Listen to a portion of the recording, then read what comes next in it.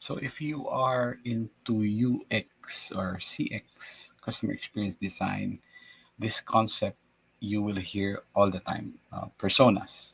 Okay, personas. You will hear the concept of personas all the time when you are in experience design. And what are personas and how do you make it work for you, especially in the context of co-designing or participatory design? So how do you make personas work for you in using co-design for your work? Let's talk about that today.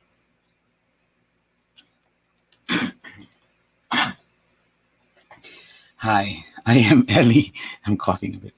I'm Ellie. I'm a customer experience head in a digital transformation office in a large conglomerate based in the Philippines and the founder of one of the largest nonprofit design UX design communities here in the Philippines.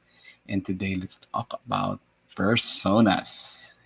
These guys, these personas. Let's talk about these and how you can make these personas be more effective for you. Okay, so start off with what is a persona. Okay, persona, a fictional character created to represent a user type.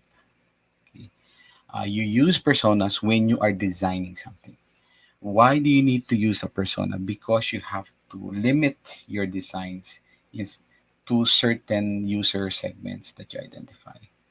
Why? Because there is no such thing as an average user. And I'd like to tell this story from US Air Force. Look at this story when they discovered that there is no such thing as an average person. Um, Let me quickly tell this story. Back in 1940s, there were a lot of accidents happening in with airplanes. And what they discovered, they got a scientist named what's the name? Lieutenant Gilbert Daniels to research on why they were encountering this problem. And what he did was they measured 4,000 pilots. And I think the idea is they designed initially an average pilot seat. So what is an average pilot seat? It looked the same.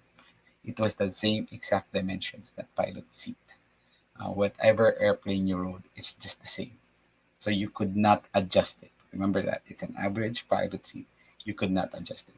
What Lieutenant Gilbert Daniels did was he researched all these people, all these 4,000 pilots in their size, in thumb length, crotch length, uh, and then he tested the average pilot size, the pilot chair with all of the people and found that no one could actually use the chair. Okay? That's why there's a myth. There is no such thing as an average person. So if there's not such an average person, therefore, you need to design for a person, and that is when the persona concept really works. And this persona concept was originally um, developed by Alan Cooper.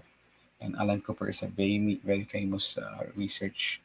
Cooper.com is a famous research group. And Alan Cooper initiated this with this book, The Inmates Running in the Asylum.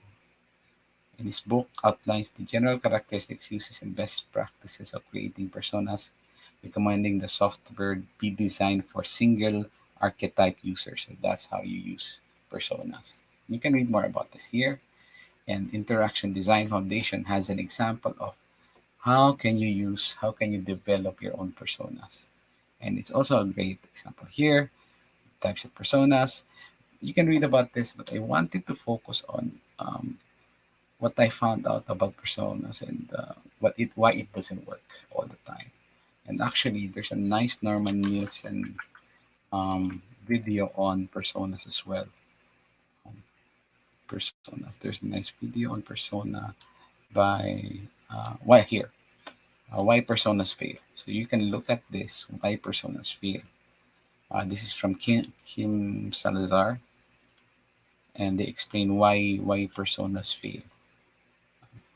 And They're also, and I recommend you watching this creating personas is like sorting routes. And this particular video from Norman Nielsen is what I found to be most effective for me when I'm doing my persona work.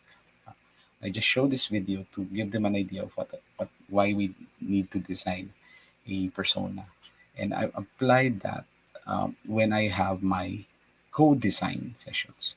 So, what is a co-design session? It's a participatory design to this, attempting to involve stakeholders early on. So, you are more successful if you can involve the stakeholders and the people who will execute the design in the process early on. So you'll have them a feeling of co-designing. So you get them to co-design with you, and you need some sort of skills in terms of facilitation or getting that way co-design activity going on. You co-design a proto persona. What's a proto persona? How is it different from a persona? Proto persona is a description of target users and audience of a product based on the assumptions of stakeholders. And there's a reason why I do this. A reason I do a proto persona first is I'll get them to do a proto persona, and then we'll do research with what the findings of the actual persona are. And more often than not, they will see a, they will discover the difference between their assumptions. And I found that um, it is an enlightening experience for a lot of stakeholders and clients. They have this proto persona who they think is the user or who they think they're designing for. And then we compare it with actual research. We find out that oh, it's not exactly who they thought it was. Or if they're right, it's very close to who they thought the persona or the user is. Okay. So again, personas are this is a tool for you to design your product or service. Now, you have a proto persona. So I have this activity. I like this activity. So I have this activity that I do in my code design sessions. I ask them, who do you think will use this product or service? And make a list of what do we need to know about them. Let's make an example. Let's say you're designing for, I don't know, a food delivery app. So who do you think will order something from the food that from a food delivery service or app? And something like Grab or Food Panda. Say we're going to make a persona for that. So I have them explore first who are there people who might use this. So maybe a lunch, a office or home-based worker who wants lunch. Maybe that's your user, or um, a family who wants maybe the mom of the family who can't cook, maybe um, burned the food, or mom, not mom of the family who couldn't cook, and then have another, I don't know, some other persona that you think will use your, and then what do you need to know about it? And this is like this particular, you'll see this idea here, creating personas is like sorting down. Identify what are the things you want to know about it. For example, you might want to know is what devices what devices do they use? What's their internet connection? These are the things you might want to learn about this persona. I do this exercise with stakeholders, and um, when do they get hungry? Do they get hungry? And some more, whatever more questions that comes to your mind you think will be relevant for your app or for your, in our case, our food delivery app. When do you get hungry? What time do you normally order? Normally, do they normally order? Normally, So here is a list of what I call these attributes. So it's the same when you watch this video, sorting that. It's like you're finding attributes. Now, from these attributes that you find out, can you identify? So when I do the proto persona exercise here, I'll have my stakeholders or the team that I'm with answer these questions. So what do you think is the device of a office worker who wants lunch? Or what do you think is the device of a mom who can't cook? Or what do you think is the internet connection? And then they do this. Okay? Now, this is very important because you can have a long list of attributes and features that you have. And it's great when you have this list.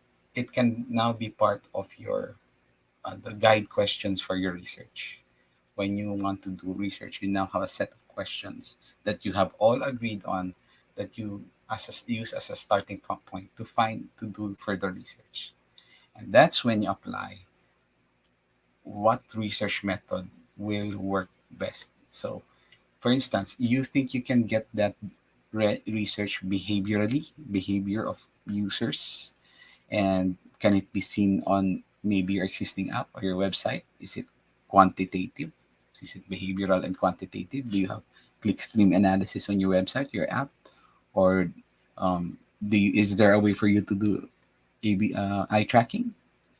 Or we can ask users, so you can see their behavior. You can ask behaviorally and actually do interviews with them, directly interview them and ask them these questions that you identify attitude and their attitudes towards certain things. So maybe other how do they currently, so there are a lot of questions here.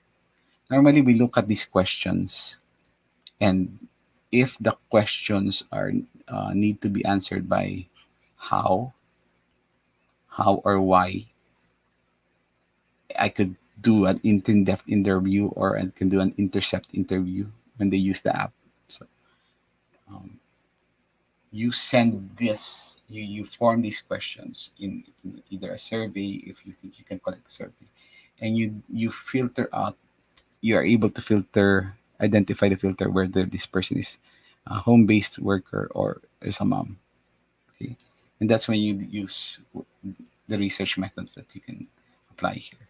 Okay, now what I found is after we analyze the data, when I when we do our thematic or coding analysis, we come back and make a presentation of um, to the stakeholders in the code design sessions and tell them this is your proto persona, and this is your persona. See the difference, so see the similarities, or which one do you want to focus on first, because that limits your development time, your software development time. It guides your software development time. We're designing for this persona first, maybe for the next two sprints, and these are the features that this persona would need. Okay, and you can use the Kano model survey that I talked about in the previous episode. Okay, targeting a survey for this particular kind of user. So I found that this technique really works for me. Having some sort of list of attributes. Again, look at this video. It really works for me. Do a code design session and have them fill up a template that looks like this. Who do you think your personas are, and what attributes would you like to know about them? Very useful. And especially when you show them this is what you originally thought of our users, your persona, and this is how they actually look like. All right. So I hope you found this useful. You found this valuable. We are actually in what day are we? 16 of our daily learning experience design sessions. If you would like to see the entire series, like my previous episodes on the Kano model, creating features for the personas, or experience design career paths, which paths to take, view the entire series on le.cx. That's my personal website. I talk about productivity design and health in general. Yeah. So I hope you found this episode useful. If you have any questions, leave a comment, and that's it. I hope your day will be as awesome as you are today. Have a great weekend, and bye bye.